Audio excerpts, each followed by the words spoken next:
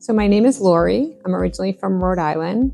When I moved here and I turned 50, I started to feel like not myself. I had a lot of skin hanging. I started to have jowls. My eyelids were very heavy.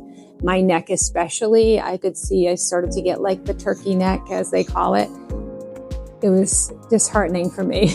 When somebody says to you, oh, you look tired, that wears on you. I looked up Dr. Clevens, I looked up his credentials, I did a lot of work. You have to trust who you're gonna have, touching your face, but I couldn't be happier. But after my facelift, I feel like me again. My husband and I are happier, like we do things. He's like, you got your pep in your step back, Laurie. And I said, I do. And it's not vanity. I can't put my finger on it.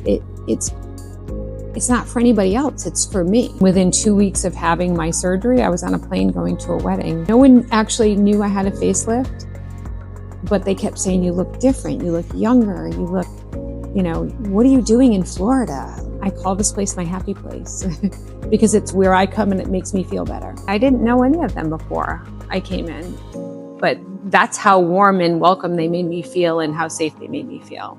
So I was like, you're like family now.